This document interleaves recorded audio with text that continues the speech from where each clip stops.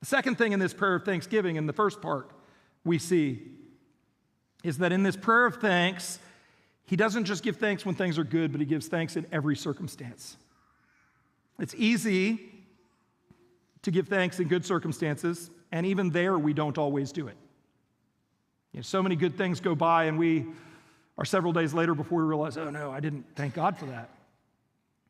But how much harder is it when God's providence in your life is not good? It's easy when God's providence in your life is just what you were hoping might happen. When you get a raise at work, maybe even you weren't expecting it, or when you study for a test, but you get in there and you think, oh, I didn't know any of that. But then you end up getting a good grade on the test.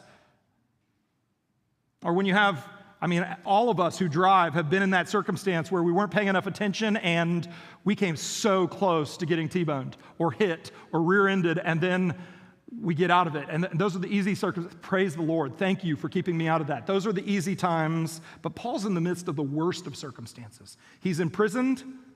And when we look at his imprisonments, and there's a few imprisonments, one of them is even here in Philippi. He's imprisoned. Very likely his imprisonment is in Rome. It's very likely a continuation of the imprisonment we see at the end of Acts. And at least as far as imprisonments go, it starts fairly well. But it seems to have turned worse. And his imprisonment, he talks about here later in the chapter, how his life is in danger. He doesn't know if he will live. In fact, it almost seems as if every day he expects that he is going to be executed. And this is actually what prison was in the Roman world. You didn't get a 10-year prison sentence. You went to prison when you were waiting to find out whether you were going to be freed or executed. And so you were there until you figured out which of those was going to happen. And so he'd come to the point in his life where he thought every day, today is the day.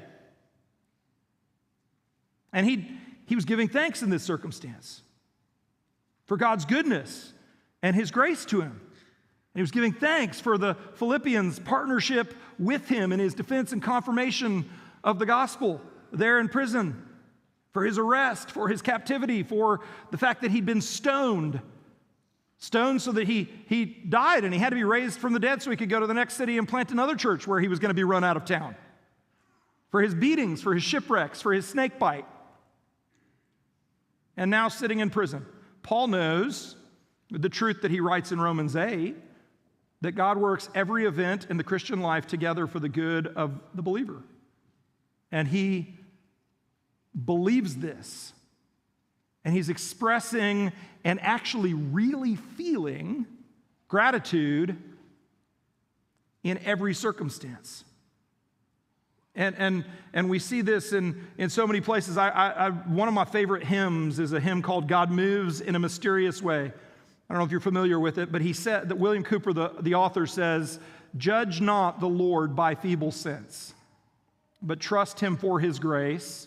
Then he goes on to say, "Behind a frowning providence, he hides a smiling face." And when you look at Paul's life, he's able, as you read on, to, even in the midst of the circumstances of prison, uncertainty about his life, he's able to recount the good things God is doing through these terrible circumstances.